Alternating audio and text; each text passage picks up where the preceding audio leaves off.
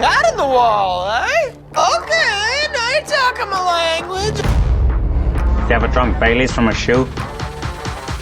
Oh, great. Thanks, Mother, for replacing the baby aspirin with LSD. How much you want to make a bet I can throw a football over the mountain? Right. Football time is here. Buckeyes are back, baby, and it's time for us to preview here on the View from C Deck. It's me, just Matt, with my man Dyerwolf, Casey Dyer. Good to see you, bud. You ready for the season? Oh yeah, getting excited and nervous all at the same time.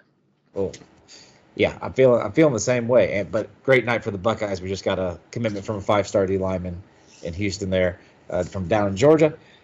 Don't get that confused. But huge for Larry Johnson after last year having a couple struggles in the recruiting, especially at the end when we had all these 5-star guys that are supposed to be coming. He's landing them this year, so the future's looking good. But we're here to talk about this year, and we're going to start off with this podcast with the offense, which has been the staple of the Ryan Day team, his offense. And we have a new OC this year, a new offensive coordinator, but he's not so new. Brian Hartline, still coaching the receivers, but also still the coordinator. But as Day went against himself, what he promised in the offseason? I'm not surprised. Yeah, I'm not surprised he did. Said he wasn't going to call plays. He's calling plays, which I'm not surprised at all either. Once he just promoted Hartline instead of bringing somebody else in, that's what I expected. Yeah. But we'll start off though where everybody's thinking right now. The quarterback battle still isn't settled as of today, which is Tuesday night, a week and a half out from the season. What are you thinking right now, Devin Brown and Kyle McCord? The whole time I've thought it's just, Day being Day, keeping stuff close to the vest, and it's McCord's job to lose. But then different sources I've read and different people I've talked to, seems like it's literally like split in half. And now I'm kind of leaning towards wanting it to be Devin Brown, because I've mentioned to you off of here that I think it's safe to say our passing game is going to take a step down, but that's not to take a shot at our offense. It's just we've had the best passing attack probably in the past 4 or 5 years in the whole country. So it's unrealistic to expect that, which means our rushing attack needs to improve. So Devin Brown's a better running quarterback, so that's kind of what I'm hoping at this point. Yeah. I mean, last year we were the 9th overall offense in the country. And passing-wise, we average almost 300 yards a game. So we're one of the best passing offenses in the country. We're super efficient. I mean, Stroud may have not been the most beloved quarterback we've ever had, but damn, he was good and ends up being like the highest drafted we've ever had. So it's going to be tough to replace for either guy. With this battle, I'm kind of with you. Day, don't even listen to anybody. Don't listen to Day at press conferences. He straight up lies all the time. I mean, obvious lies, which we saw last year with the injuries, especially JSN and the running backs, where you would just all the time just basically make things up about whether they're healthy or coming back. And one that really I remember, like he acted like he was fine all year, and turns out he was playing hurt like literally the entire season. Oh yeah, we're going to talk about that more later when we talk about the running backs. But so I don't believe anything he really says. But the fact that he isn't going to go ahead and name McCord is just screaming that it's Devin Brown.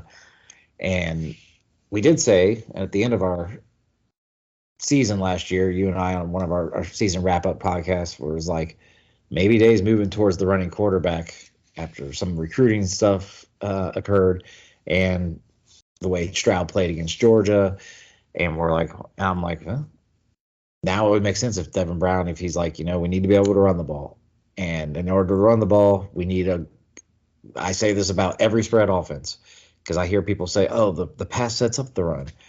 Casey, since Urban Meyer arrived here and we got out of the 56 plays a game average of the Tressel era, the only 3 seasons that we have averaged under 200, under 230 yards, let alone under 200 yards, are since I would say 16. Yeah. JT Barrett quarterback, get out of here. Come on. Or you said what average? What's the number? Under 200 yards rushing per game. Oh, okay. That'd be the Haskins year, and that would be, you said the 2 seat. There's only 2 seasons. 3 seasons. I guess 15. No, No. I don't. It's the last 2 years. I- With Stroud. It's the 3 years we had. If it was 15, we still had JT played a lot. I just thought maybe because they were flip flopping. That was like our worst point output, but rushing, we still ran the hell out of the ball because Zeke Elliott was the best player in the world. But it's been when we had completely immobile quarterbacks back there. It's hard to run out of the spread no matter how good. And they were excellent passers, the two best passers, pure passers in the history of the program. But you can't run the ball with them. And that's with J.K. Dobbins back there. That's with Travion and Maya back there together. And Dobbins and Williams. You can't run the ball out of the spread without a threat at quarterback. Not to the way that we want to do it, which if you're not averaging 200 yards a game, then you're relying way too much on passing to win games. But you can't ice a game if you can't run the ball, especially if you're not averaging like 6 yards a carry normally, which we're more like 5.5 to 5 in these years I'm talking about. And that's not good enough against a good team like a Penn State and a Michigan and a Georgia. And then you've seen it and where we struggled in under Day, like the fourth quarter when we're trying to ice games or get back away. We've blown leads in the fourth quarter or can't come back because we can't establish the run. So that makes me think more Devin Brown. We won't know anything about these guys. So there's not as much to talk about as we've had before. And the thing is, I don't think we will know for sure, like 100%. I think it's going to be like the Michigan shit last year, where he's gonna play both of them against Indiana. I'm sure of it. It sounds like it. It sounds like it. And then if he's going to do that, why not do it against Youngstown State? You know what I mean? And then against Western Kentucky, they can throw the ball. Maybe they can put up some points. That might be a little different, but they better damn sure have an answer by Notre Dame. So I think the first 3 games are like tryouts, essentially. Yeah, and I don't like it. I'm not a fan of that. I hate it, but I think that's what's going to happen. Yeah, I want there to be a guy that way especially when you have two conflicting styles, you need to pick a style, pick an identity, and establish it. And we'll talk more about the offensive line a little bit. If they're not prepared to be pass blockers and they're maulers type, well then you're gonna aim towards running the ball. And I know we have the 2 best receivers in the country, but if we can't protect and you can't throw consistently, it doesn't matter how good they are. We can still use them, obviously, but not, maybe we lean towards a run-centric offense. It's going to be a huge decision, but I think it's going to end up being Devin Brown. And, there's a lot of people that talk about his intangibles, that they're better.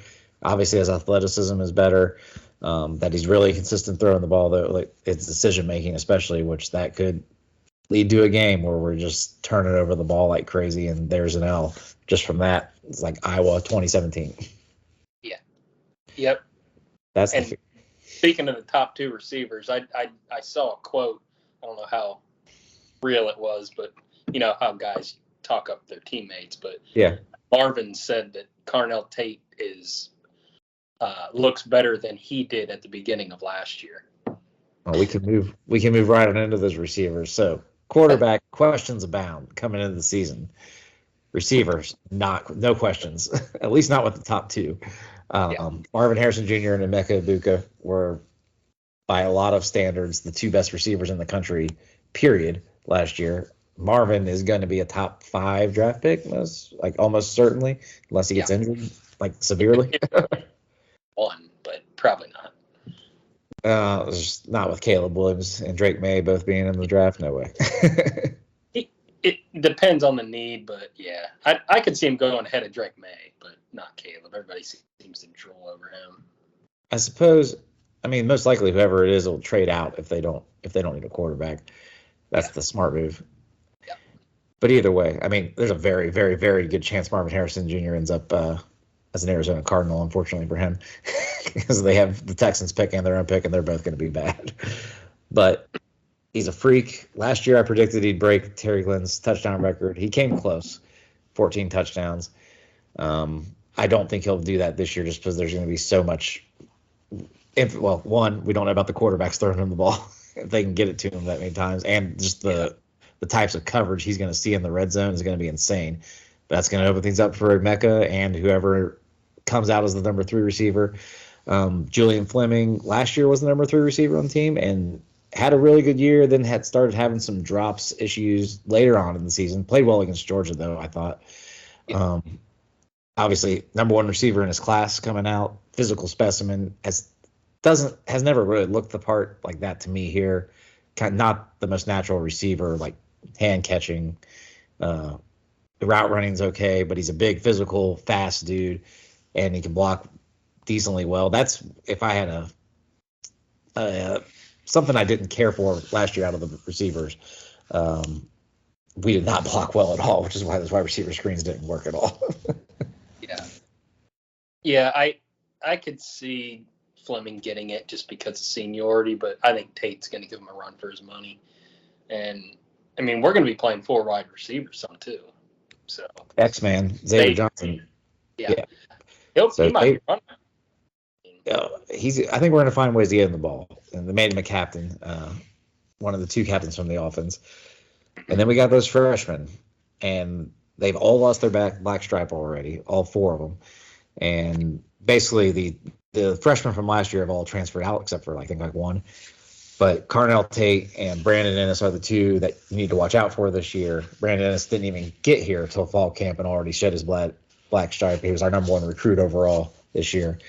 Excellent speed demon receiver. He's going to be nasty with the ball in his hands. Wouldn't be surprised if he ends up on a return team perhaps here this year, because we know we don't really rotate guys when the game's on the line anyway. I expect to see a lot of 18 and 12 out there, or 2 if Emeka's at 2 again. You can't really double team both of them, right? I mean, you can, but not gonna do you any favors. But it's gonna be like Georgia last year. I mean, no team we play is even gonna sniff how good their defense was, and their only resort to other than knocking him out, was doubling him, and then Ibuka started going off. So I think that's what's going to happen a lot. Oh yeah, it could definitely happen. And if Fleming doesn't assert himself, which I hope he does for his sake, he's had a tough road here, especially with injuries as well. I could see Tate. I mean, people are really hyping up Tate. He had a great spring and great summer. And with Ennis there, and both the Rogers kids, I mean, they shed their black stripe and they both made great catches from what I've heard. And then we haven't even talked about Jaden Ballard, who is the fastest guy on the team from everything I know. And is a legit deep threat type guy, kind of like what Devin Smith was back in the day, and they played at the same high school. But if he can't sure up the rest of his game, he's going to get past too. Yeah.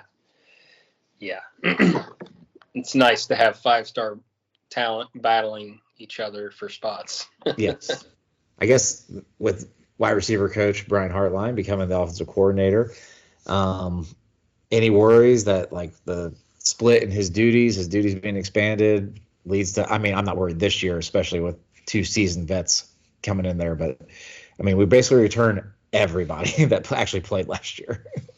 Yeah. So I won't expect too much of a drop off this year. No, it doesn't concern me as much, but it's definitely something to keep an eye on. The fact that he's not making the play calls kind of takes a little bit of burden off of his shoulders, but yeah, just like Day. I mean, you can see, I think the defense took a step back because he focuses so much on offense, and that's what Knowles was supposed to do, but I think it just takes him a little bit of time. Yep. Well, the other sexy position on the offense, if you actually have the talent, now we need these guys to play this year, unlike last year because they were hurt all the time. Our running backs, led by Travion Henderson and Mayan Williams, Thunder and Lightning, two studs in their own ways, but both were in and out of the lineup. It seemed like every game they were just alternating who would play, and then by the end of the season, the answer was neither of them, as they both were out due to injury. I'm not even sure we ever figured out what was wrong with Mayan, but Travion was had the broken bone in his foot that nobody knew about, and we kind of crapped all over him. Sorry, Travion, didn't know you actually hurt because your coach don't tell us. Yeah. Yep. And I mean, who's the third running back in your eyes? To me, I'm thinking it's so hard to say because I feel like Hayden got kind of crapped on in the Michigan game. He had been going. I thought he was playing great, and then they didn't even give him the damn ball. But He won the Maryland game for us offensively. but I mean, Tranum played well in the Michigan game. But then my eye goes to Pryor. I mean, he could be the third best running back. I have no idea. From the things I hear, it's Chip Trainum is probably going to be the number 3 running back right now. Which, I mean, like I'm with you though. What I saw at Hayden. I mean, I like Trainum, but he's Master Teague. He's straight line. I mean, freak straight line speed for his size. So strength and size and straight line speed combined is like amazing. But there's no wiggle, and there's no like it's see hole get hole. If it's not there, he's not going to do much, I guess. Except for he might be a little more of a freak even than Chip was coming over from linebacker last year. But I hope we don't have to see the third string. And you're right. And Pryor, I haven't heard anything about him in camp, which leads me to believe it's not like he's taken the step up and taken it. I think he's going to be the 5th guy on there, and he may return kicks too because he's got speed, but he is coming off the big injury. Tony Alford's been a great coach there for the most part. His recruiting's been up and down, but it seems like we always got at least a reliable guy. We just need these guys to be healthy, and we need, if they're injured, to be managed. I've heard Mayan's been banged up a little bit too in the preseason already, so we don't want that. And I loved Hayden because it seems like he brought what the other 2 guys didn't bring. Like if it was 3rd and 3 and he got the ball, I felt like he was going to get that first down. He wasn't going to break a 50 run, but he was going to get that first down one way or another. And now knowing that both guys were hurt, I mean, can't really take that away from him, but Henderson was bouncing around trying to make a guy miss and go to the house when all we needed was 3 or 4 yards, and Hayden just didn't give a shit and just powered through and got that first down and extended the drive. You're right. And he just runs so violently in every way. Like his like point of contact is very violent. He's going to lower the shoulder and try to boom you or stiff arm the hell out of you. But also his cuts are super violent, which is why I think he gets hurt so frequently. Like he cuts hard for a guy. He's for the bowling ball that he is, which makes him such an effective runner though. For how you're not expecting that, and you're trying to bring your hips with you when you're going to make contact with him. If he's moved, you're gone. Like you missed, and you're not taking him down with an arm tackle ever. But I mean, he had our biggest games too last year. A couple of huge performances, especially against Indiana. Yeah, I'm excited to see what he can do. Have I lost you, Casey? No. Can you hear me? Yeah. Okay, you're back.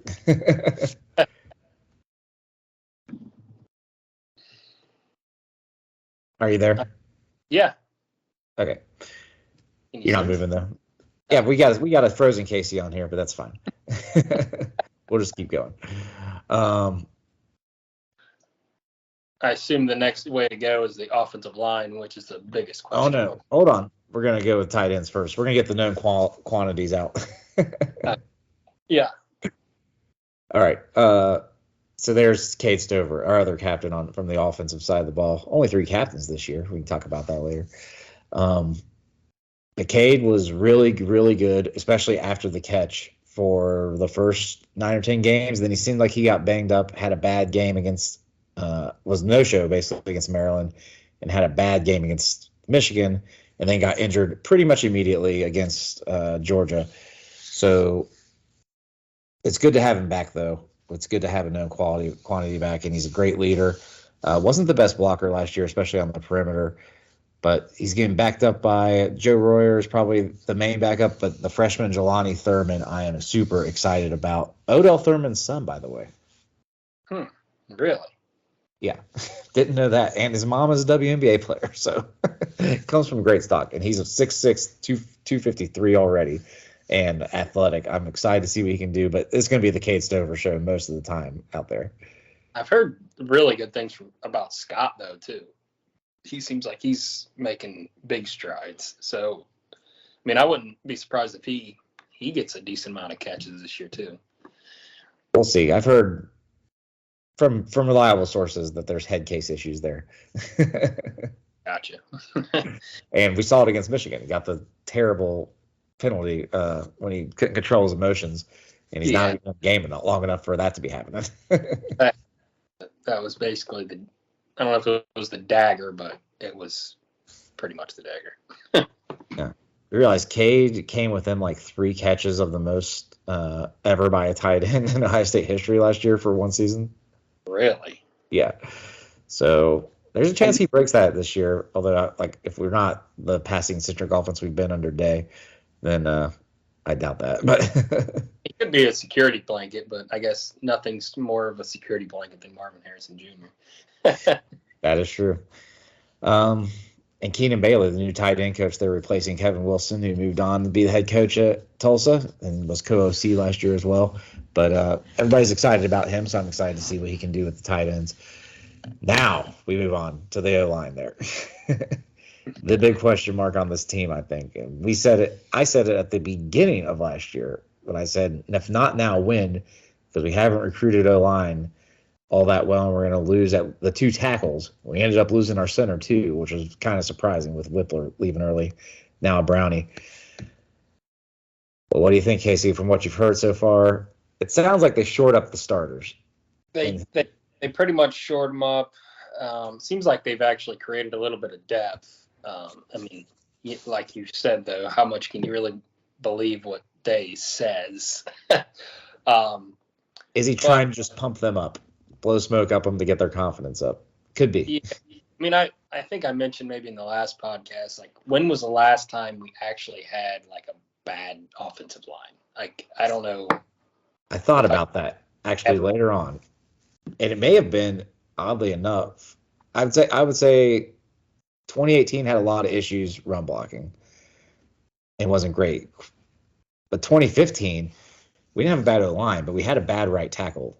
Sorry, Chase Ferris, but it was a bad right tackle. And that was part of the big problems we had with Cardell being the statue that he was and having a bad right tackle created a lot of the problems we had that year. But go ahead. Yeah. I guess my point is I trust the system. We'll see. I'm going to assume that they're going to be good until I get proven wrong. I don't think they're going to be elite at first anyway. They got a whole, hopefully we're playing our best ball at the end of the year. But it's definitely my biggest concern on the offensive side of the ball. But I think the more I've been reading, and I'm glad they've actually shored up the starters at this point and created a little bit of depth. I guess my concern level on a 1 to 10 on the offensive line going into this season, like before camp and all that stuff, was probably like a 7 or 8. Now it's more like maybe 4 or 5. I do think they have a lot of time to gel because Notre Dame is the only team with the talent, perhaps, in the first 7 games that we play. Until we play Penn State, we really don't play. I mean, Indiana, Youngstown State, Western Kentucky, Maryland, Purdue, none of them are throwing out like a wrecking ball D-line that could F our game up. And Notre Dame doesn't have – they lost Bosky, their best pass rusher. They brought in, I think, a transfer portal guy that was a pretty good pass rusher, but it wasn't – like, they aren't elite up front like that. So there could be nobody really test them. We'll go through the starters here real quick, though, before we keep going. So it's going to be Jimmy Simmons at left tackle, Donovan Jackson at left guard.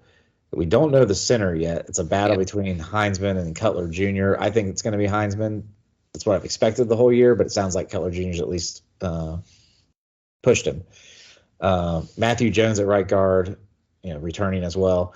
And then Josh Fryer at right tackle. I have no worries about him. It's left tackle, and that's only because Simmons, they rave about him all the time, and his athleticism especially. But he was like the 516th ranked tackle in the country by Pro Football Focus last year. So I don't think he's a sure thing to be a stud.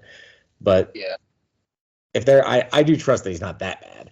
And he's won out in a big competition with a lot of guys. And it's been a crazy competition because I remember Zim Milkowski, the first practice, was the starter at left tackle, and now he's not even in 2 deep. Yeah. I remember seeing that. That's crazy. But center's probably the most worrisome, I would say, because, I mean, it's not the most important part of the offensive line because you want to protect that blind side, but you got to have a clean snap. And he's calling out the blocking schemes. He's the one identifying rushers. I mean, it matters a lot. So, I mean, we lost the three most important positions on the O-line. And we have two really good guards. Jones, when he was healthy last year, was excellent. And Donovan Jackson's going to be a second-round pick, first-round pick maybe. Was a 5-star coming out, and he's been really good the last 2 years, or last year mainly. But the tackles do scare me a bit in pass protection. Fryer is not built with the ideal length and height of a tackle. He's more of a guard's body out there, but he's athletic. I'm not too worried. I mean, he's playing right tackle, though, so it's the side they could see, like you said. And if Brown's back there, he can make up for some deficiencies. But it sounds like they've played decently, the first string. Now, you said that we built depth, but it sounds like the second string has been getting mollywopped in practice every day. So if something does happen and somebody goes down, I'm worried. I am worried. And we have a true freshman probably backing up left tackle in Montgomery, which is good. It's great that he's that competitive and all that. But I remember like Michael Jordan was the last true freshman starter I can remember on the offensive line. And it wasn't because he was good. It was because he's the best we had, but it wasn't because he was good. Yeah. He was big. Yeah. He was big. He was fine, but we weren't good because he was playing. It wasn't like he was Orlando Pace coming in there. So I don't necessarily, just because they're hyping one up to be in the 2 deep doesn't mean he's actually good. O-line's not the position group you want a freshman starting in. No, that's a man's game, and you're not a man yet. Yeah. But if we're going to have the running quarterback, it could help out a lot. And they seem like with a good, a guard-centric offense, should be good at run blocking at least.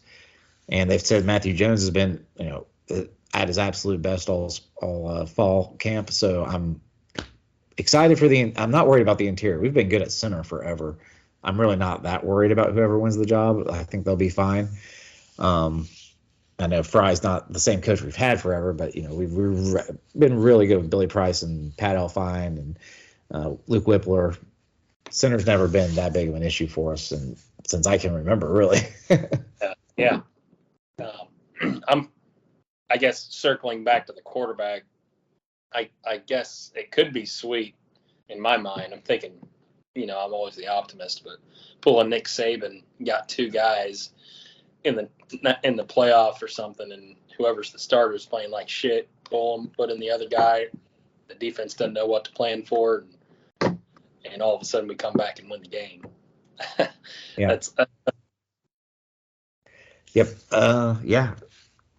I'm just hoping that mainly they, as our friend Greeny likes to say, who played O-line, I used to get in their way. I'm not big enough, I'm not fast enough, but I'll just get in your way.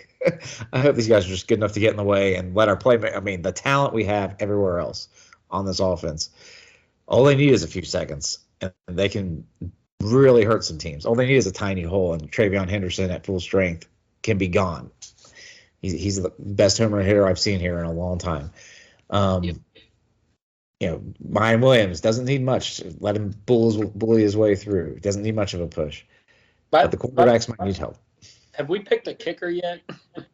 No. I guess we can do the kicker. We'll do that if the offense is special teams. So, yeah, we'll throw in the kicker here. It sounds like it's going to be Fielding, who was a walk-on, over the transfer Parker Lewis from USC, who allegedly has the big leg. Fielding came in, though, in backup duty last year when Ruggles wasn't kicking. But I'm not confident at all in our kicking game.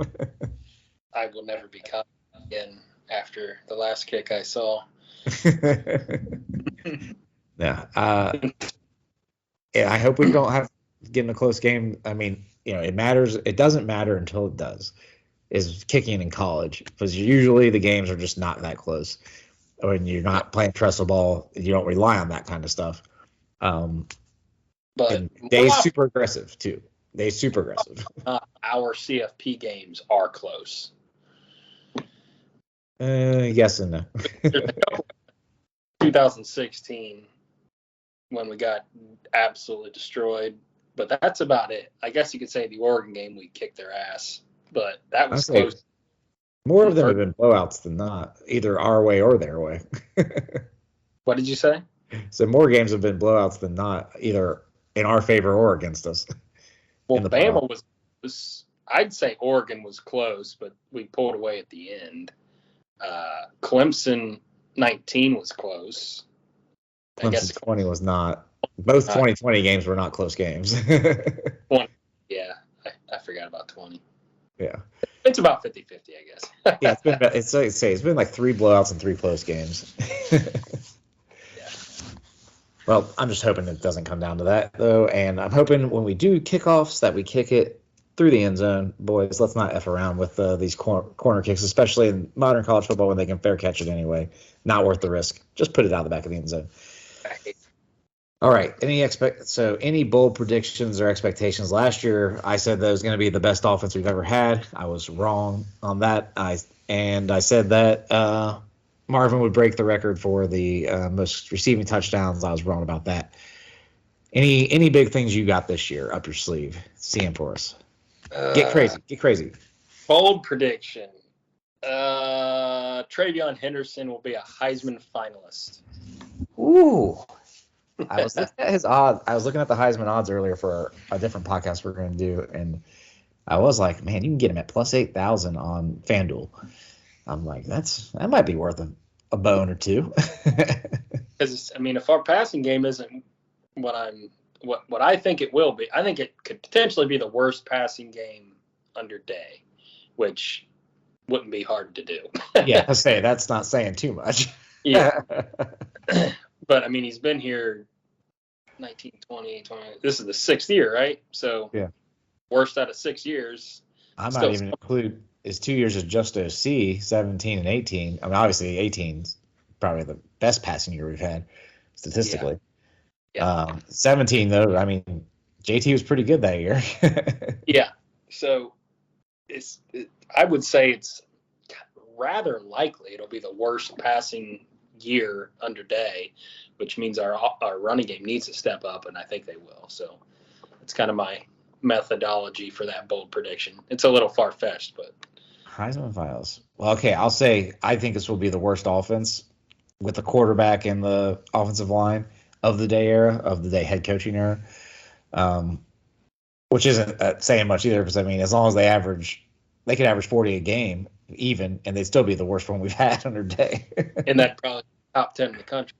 Yeah, it'll probably be a top. We could easily be a top. I'm sure they'll be like a top 20 offense, even with no matter who plays quarterback. Because I do trust Day. When Stroud became the quarterback, I was like the first year, I had total trust in him. But remember, we had growing pains then, and Stroud's better than what I do know from everything I've heard. Stroud's better than Brown and McCord. Like, he's just a better player. Like, was from the get go.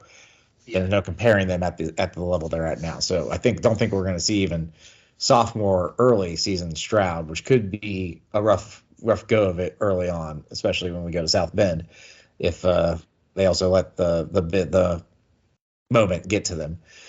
I'll say that Emeka Egbuka, I wanted to say he would threaten Paris Campbell's record for most catches, but not with this pass. I don't think they'll pass it enough. There's nothing bold to say, Casey. That's my bold prediction. It'll be the lowest scoring offense of the Day era.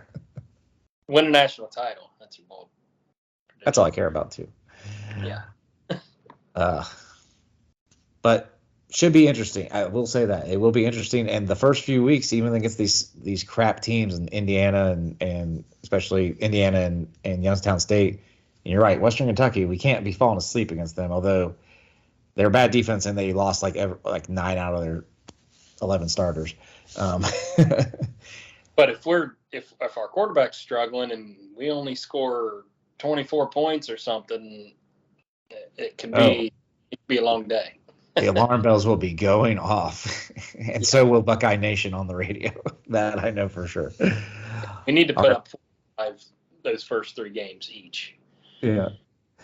All right. Well, that'll do it, though, for our look at the offense. We're going to also have a look at the defense now and on another podcast, and then we're going to look at the whole schedule, break it down, baby, tell you exactly what we're going to finish this year. And we may differ because I'm feeling a little different than I normally do coming into this year. I know Casey isn't. He's always seeing the glass half full. But thanks for watching us. Subscribe and like our content and our channel. And check us out, View from C-Deck, on X, I guess now. We need to get on something else other than that. All right, but that'll do it. Thanks for watching with us. Hey guys! Whoa, big gulps, huh? All right. Well, see you later. A rich man's world.